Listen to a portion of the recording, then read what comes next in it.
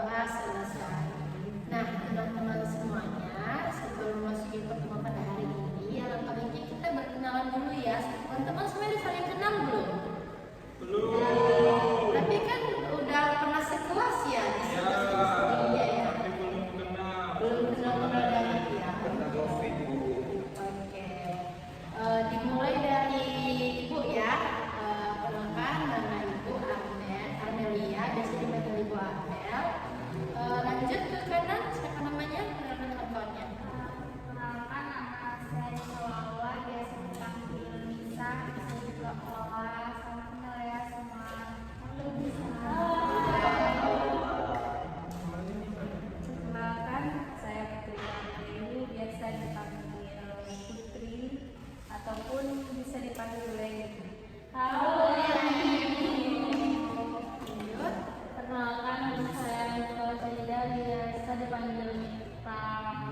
Halo Mita. Lanjut. Kenalin, nama aku Rizka, bisa dipanggil Rizka. Halo Mita. Perkenalkan, nama aku Rizka Tiani, aku biasa dipanggil Rizka. Hai. Halo semua. Perkenalkan, nama aku Raden Putra, Perkenalan. Hai Raden. Nama saya tuh Ismail. Dipanggil Mail.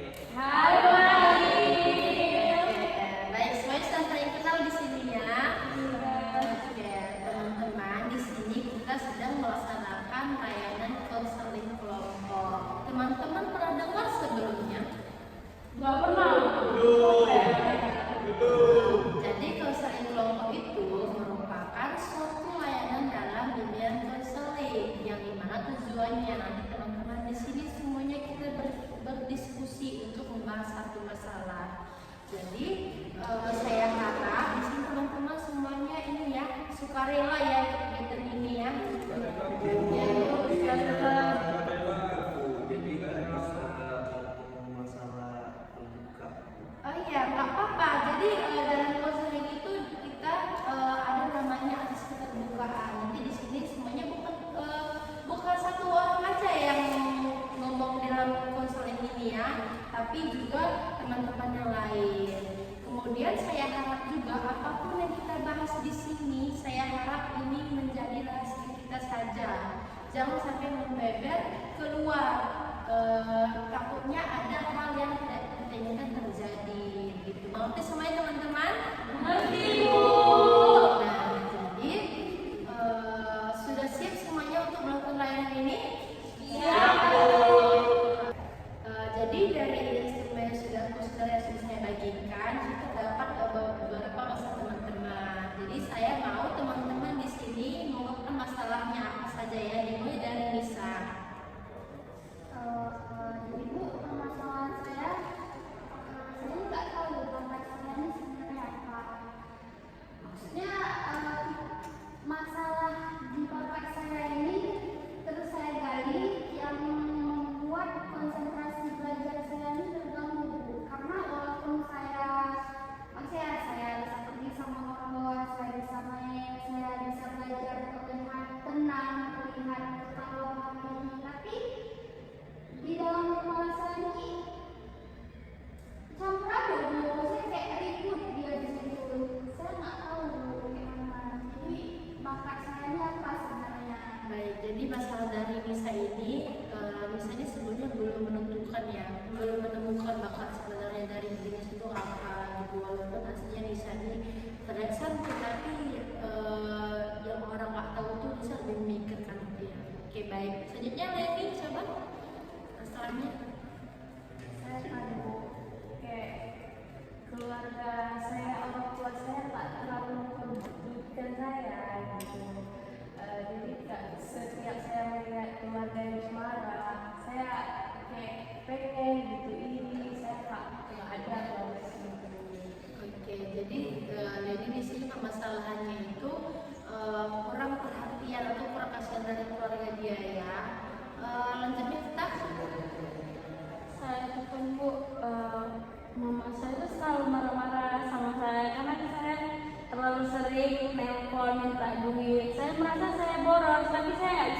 dari keborosan itu. Baik, jadi permasalahan Samita sekarang ini adalah boros ya, tidak bisa mengontrol pengeluaran pada diri dia sendiri. Oke, selanjutnya Rifka. Kalau saya sebenarnya nggak bisa dibilang masalah, tapi sebenarnya masalah karena di keluarga saya tuh kayak sering orang tua masih satu tapi udah nggak akur lagi. Jadi saya posisinya di rumah itu kalau pulang kampung selalu aja ada masalah gitu. Jadi agak stres waktu kuliah. Iya, kalau bisa saya parafrase mungkin maksud Rifka ini ada keluarga tapi perannya yang nggak ada ya. Begitu. Oke, lanjut Rizka. Masalah saya itu di rumahnya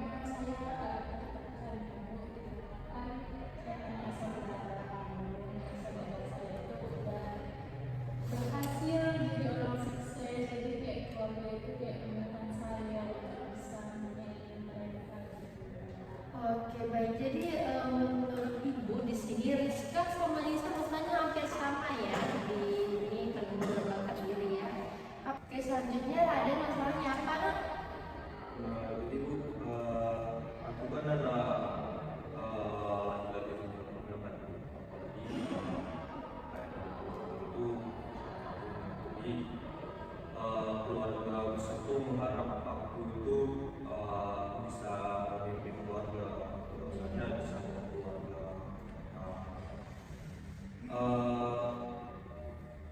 bawa martabat keluarga lah gitu. Oh iya, berarti kalau dapat saya simpulkan ke misalnya Raden ini ya punya tanggung jawab bagaimana caranya untuk mengemban amanah keluarga sebelumnya, karena di sini Raden satu-satunya ya penerus yang bisa dibilang itu laki-laki penerus di keluarga Radennya. Oke, selanjutnya Mahir.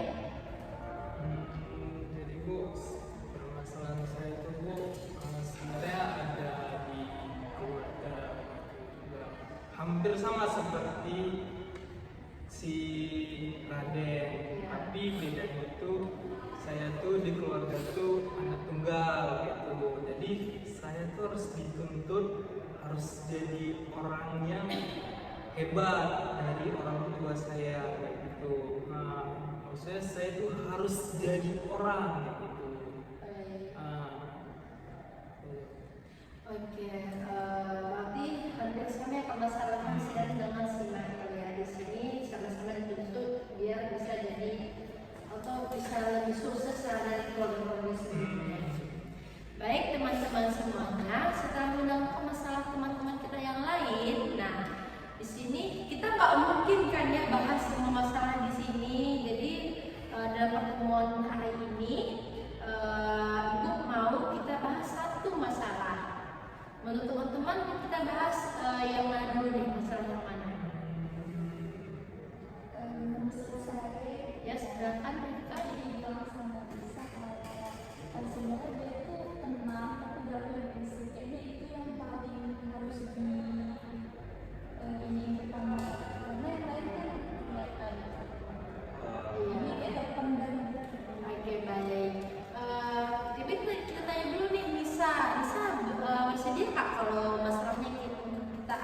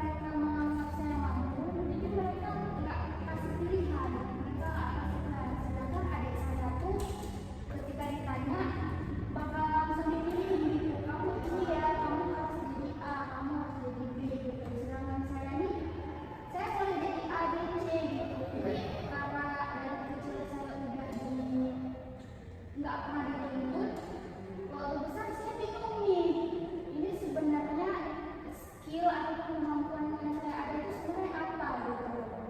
Baik. Berarti karena kebiasaan Nisa dari kecil tuh udah dibebasin, jadi Nisa nggak tahu nih Nisa sebenarnya mampunya di mana gitu. Sedangkan adik-adik Nisa, adik ya, dua bersaudara berarti ya. Adik Nisa tuh udah tentuin tuh ya kalau misalnya dia mau ambil apa gitu, mau nentuin pesan apa gitu langsung diputusin sama orang tuanya ya. Oke, dari permasalahan si Nisa ini, kira-kira teman bisa menyimpulkan bagaimana permasalahan Nisa? Teman-teman ada yang bisa? Oke, Rana silakan.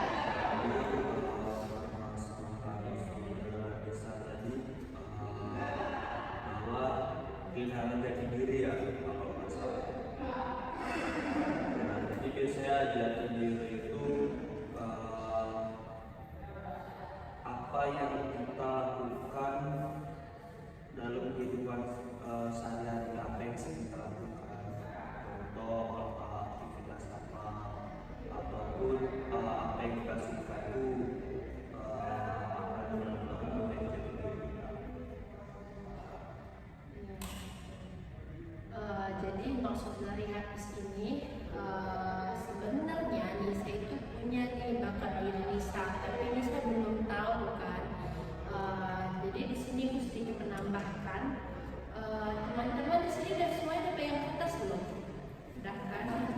Nah, untuk mengetahui bakat diri kita kalau dari itu sebenarnya kita tuh sebenarnya punya bakat tersendiri, cuman mungkin kita yang belum tahu atau mungkin kita belum mengasah dan kita belum tahu. Jadi dalam kertas ini Ibu harap semuanya coba tulis namanya. Oke, sudah semuanya. Sudah Bu. Di dalam sini kan ada namanya tuh. Ibu mau kalian oper kertasnya. Nanti siapa yang memegang kertas itu dan nama siapa yang di situ, Ibu harap kalian menuliskan nih bakat dia atau kelebihan dia sebenarnya apa gitu yang kalian tahu, yang kalian lihat. Oke, 1, 2, 3 oper kertasnya. Oke, tulis 1, 2, 3 oper. Oke, ada belum siap ya? Oper, oke. 1, 2, 3 dioper. Sudah semuanya?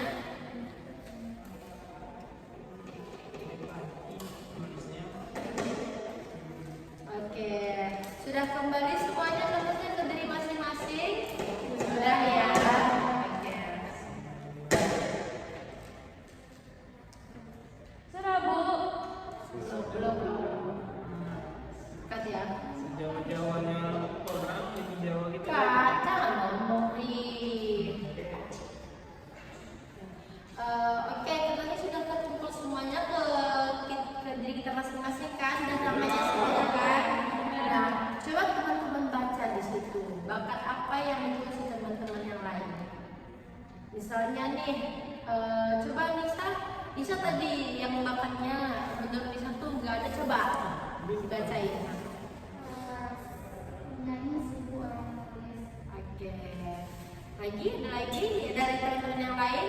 Nyanyi sama gambar. Oke, berarti dari skema teman-teman mereka tuh menyimpulkan kalau Nisa tuh punya bakat yaitu menyanyi dan menggambar. Nah, Ibu mau tanya nih, dari Nisa, menurut Nisa skill menggambar dan menyanyi Nisa tuh dari 1 sampai 10 berapa? 7. Itu untuk menggambar atau menyanyi? Oke. Kenapa Nisa bisa menyimpulkan kalau rating skill Nisa tuh segitu? Nisa kalau nyanyi Nisa pernah ada dulu tuh kayak ada les gitu Bu. Dan kalau menggambar Nisa memang menggambar gitu. Cuman maksudnya ada orang yang mengisih, jadi kayak bisa gitu. Cuman ada juga sih dari adik saya sendiri gitu yang bilang nggak bagus gitu. Sebenarnya itu sih yang